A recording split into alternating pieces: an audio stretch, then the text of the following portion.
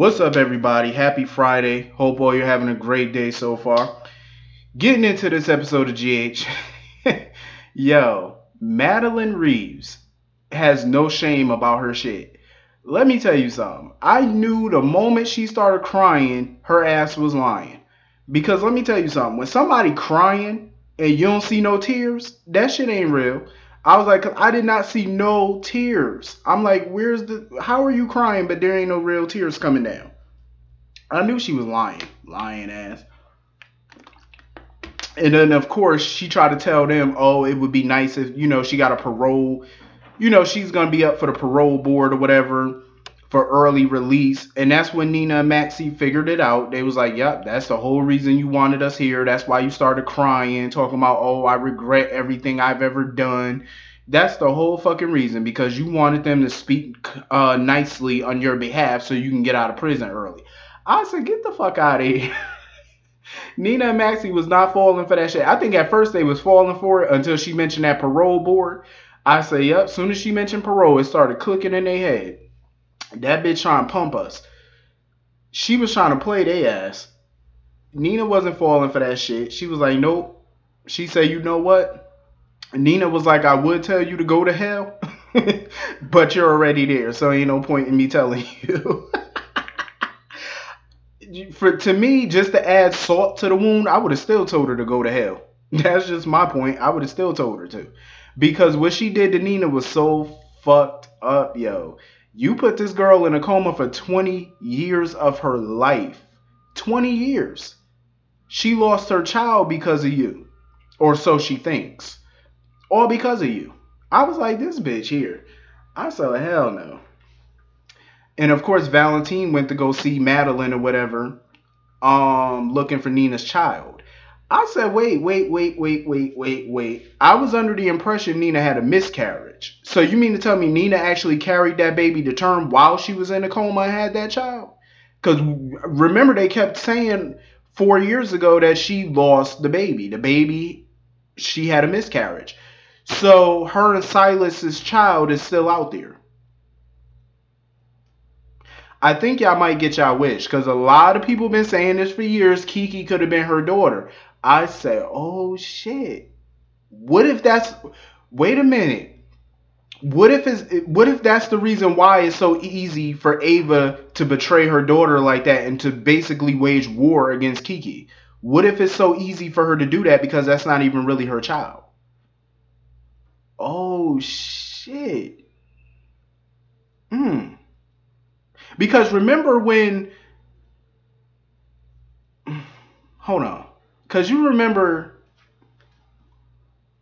I ain't even going to go into that, because that's... Matter of fact, what I was about to say, that's a whole nother situation. That ain't even about this. It's kind of similar, but it's not about this, though. But, I was thinking at first, I said, could it be D.A. Dawson that could be her daughter? But thinking about it, I said, no, D.A. Dawson not young enough to be her daughter. Because... Nina would have had the baby in 1991 or 1992. She would have had the child. So the child would be at least around 26, 27-ish. Because her and Silas got married in 1991, and she got pregnant soon after that. So she probably would have had the child somewhere in 92. And D.A. Dawson is... I don't think she's young enough. Because in real life, Elizabeth Hendrickson is like... 38, I want to say 39. And Michelle Stafford, I think, is about 50, 51. I don't know. Unless they could finagle. I mean, the age difference, I don't think the age difference would be a big deal, because think about it. They kept saying how Valentine handed Peter over to Faison when Peter was a child, or he was a baby or whatever. But if you Google his age, Peter is supposed to be 42. Valentine is supposed to be in his 40s, late 40s or whatever. So how would that even be possible? They would have both been children at the time. You know what I'm saying? There's no way. But they're making it seem like Valentine was an adult at the time in 1976. So if that was the case, Valentine would probably be in his 50s, damn near 60 then. Because that was 40 years ago. I don't know, the way they fuck with the ages on this show.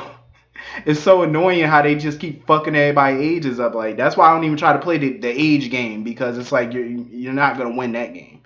It's impossible to win that shit. But I was like, damn. So I don't know. Could D.A. Dawson be her daughter? But it wouldn't be no real drama in that though. It would make more sense for Kiki to be her daughter, because that's pretty much what fans have been wanting for the last 4 years, and it would make more sense. You know what I'm saying? Because Ava was fucking around with Silas at that point. Madeline knew about Ava, so it wouldn't be a shock if Madeline just handed Kiki over to Ava to raise as her own child. You know what I'm saying? That's why it's so easy for her to turn against Kiki and want war with her. Plus, she told her, "Oh, you're never gonna have a relationship with Avery." Why would it be so easy for you to cut your daughter out your life? Plus, tell her she can't be around her sister. If it's that easy for you, especially a child that you raised, you know what I'm saying, that you've been so close with, that you raised on your own. You know what I mean? So that makes more sense. And she does have, Silas is her father, so it would make sense, because we never did really do a DNA test on Kiki and Ava to establish paternity of the two of them. So it would make sense. I was like, damn. So that's why Valentine went to go see Madeline, because he was like, I want to know about Nina's daughter. That's how he's going to try to win Nina back. Because if he can get her child, she would be forever indebted to him. Because he can give her something that she's been craving for her entire life. You know what I'm saying? So if he can pull that off, he would definitely win her heart back. Most definitely. And he feels like it'll make up for every bad thing he's done. Damn ingenious idea on Valentine's part. Because he already know jewelry and flowers ain't gonna work. You could buy this bitch an island right about now for $20 million. That shit still wouldn't work. Money don't mean a thing to her, especially seeing as how she got money. So that ain't gonna mean a thing to her. But if you can give her something that ain't got nothing to do with material shit and money, oh, you in there. You getting her back. Damn ingenious. I don't blame Peter for wanting compensation from Valentine. He wants something from Valentine. I don't blame him. Shit, he handed you over to a psycho. I would want something too. So, of course, he basically purchased Life Invader, or not Life Invader, excuse me, The Invader. You know that little gossip rag and stuff that they got in Port Charles? He basically bought that for Peter. And Peter is now the new owner of The Invader. And this motherfucker had the nerve to tell Maxie, I want you to come work for me. I said, hell no, because he's not going to use The Invader as a gossip site. He just wants to use it as a new media company to, you know, tell the truthful stories. So I was like, there ain't no way Maxie leaving Crimson. Crimson has been a part of Maxie's life for the last 11 years. Ain't no way in the world Maxie leaving. Ain't no way. No way in hell. Because number one, Crimson is all about fashion and stuff like that, and everybody know that's what Maxie loves. You know what I'm saying? The Invader ain't got nothing to do with that. So, you know, I really don't see her deserting Crimson. Crimson is basically like another child to her. You know, she's been there from the start, so I don't see her leaving. But Drew better get on the fucking ball with Aurora Media, because it looked like Drew got some new competition on the way. Because, you know, he's about to start this media business and shit like that, which is about to be direct competition to Aurora Media. Speaking of Drew, I love the way he fucking read D.A. Dawson for filth. He read the shit out of her. Like, he knew what that bitch was up to. He knew she wanted to use the memories he got of Jason to basically tell her where the bodies are buried. I love how he played her. He was like, look, and he told her straight up, if you want to take Sonny and Jason down, you want to take down the Corinthos organization, be my fucking guest. But he was like, you're not going to get my help doing it. And I don't blame him. If she's such a good DA as she tries to walk around and act like she is, why is it so hard for you to take Sonny down? Come at Sonny directly. And this is what Sonny told her. Come at me directly. Why are you trying to go through his family and friends to get to him? Come at him directly. You so damn good at being a DA, go after him.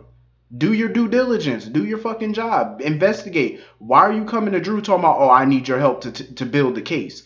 Isn't that the job of the DA's office and the PCPD? It's your job as a collective unit to build a case against Sonny. It's not the job of a civilian.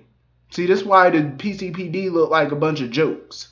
They look like a joke because you need civilians' help to solve your cases. That's pretty pathetic. Um, she's sitting there talking about, oh, I could take down organized crime. She's so delusional. First of all, you're not taking down organized crime. You really think Sonny Corinthos is the only mob boss in the world? You know, if you take Sonny down, there's just going to be another mob boss that's going to come right up behind him and take over. You know how much territory Sonny holds? He's one of the biggest mob bosses in the eastern seaboard. Come on, anybody try to take Sonny down, they're gonna try to take his territory. So you're not shutting down organized crime. That's like cops in real life. They try to take a drug dealer off the street. You take a drug dealer off the street, guess what? A new one pops up 5 minutes after the old one just went to jail. That's how it is. You take down one crime boss, another one pops right back up. You're not gonna take them all down. You can't. Take one down, another one comes up right behind them. Take that one down, another one pops up. Take that one down, another one pops up. And then some. You know what I'm saying? That's just how the cookie crumbles at the end of the day. So she thinks she's going to win this. You're not. You're never going to win.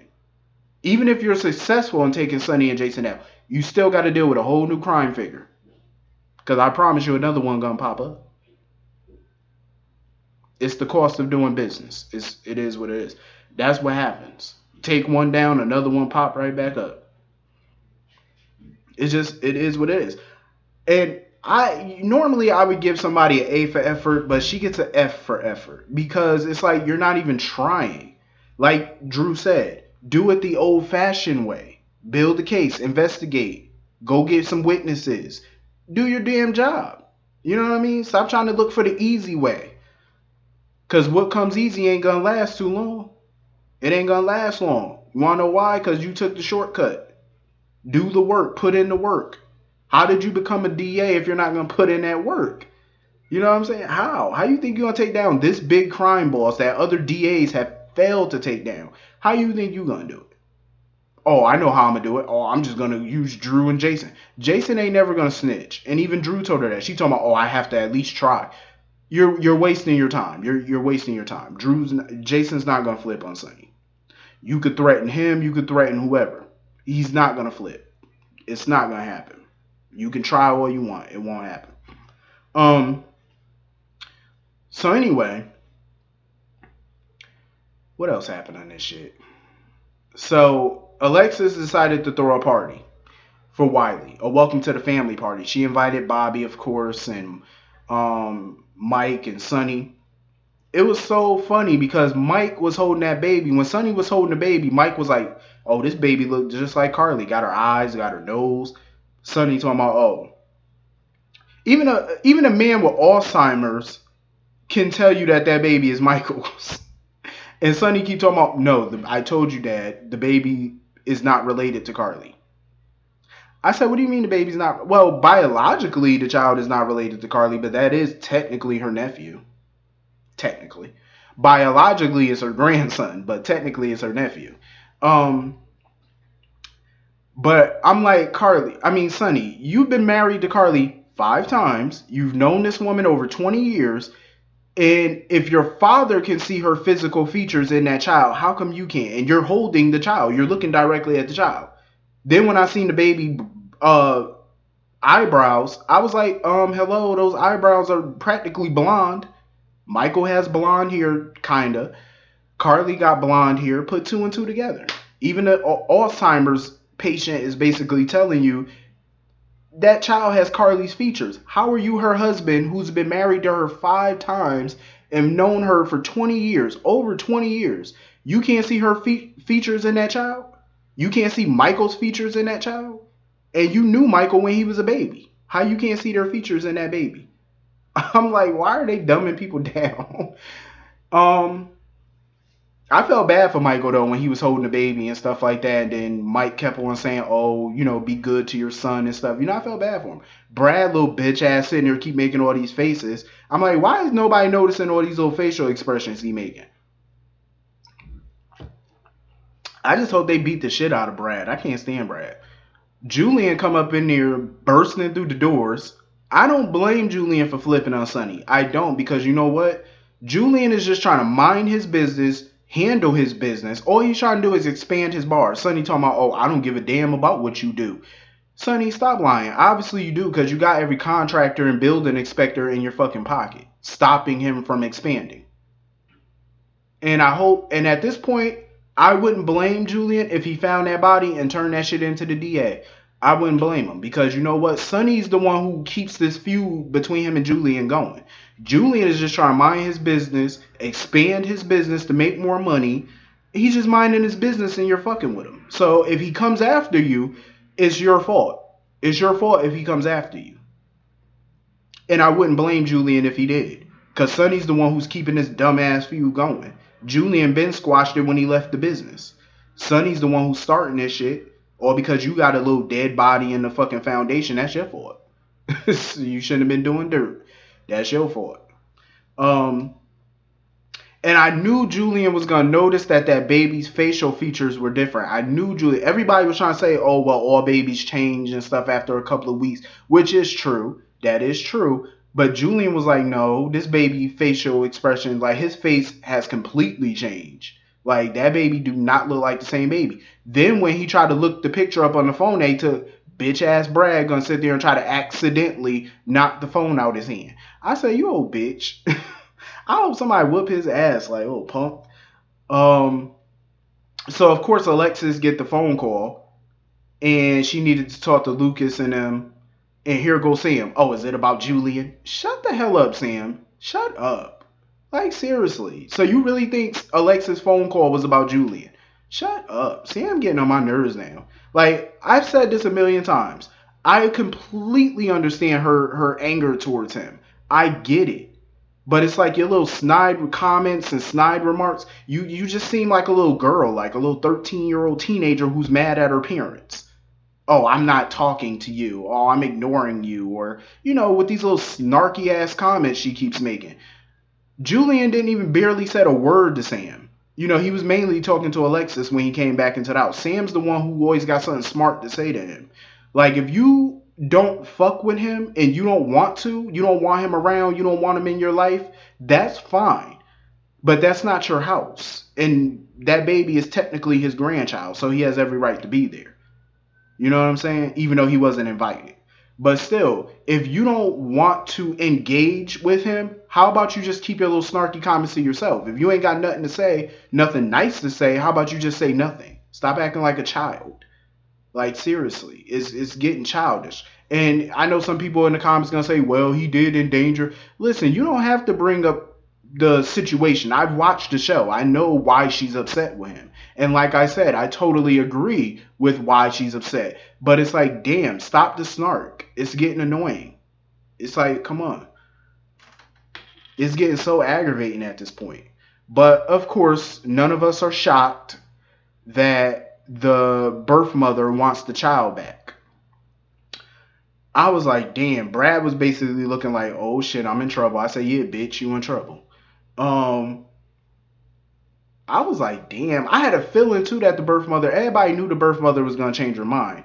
I knew it. I was like, watch, she gonna change her mind. I was like, oh shit. Now, Brad, you ain't got no choice but to fess up or find a new way to keep that secret. But anyway, I enjoyed this episode. I hope all you have a great day today. Hope all you have a wonderful weekend. I will see you all of you Monday. Have a great weekend. Peace.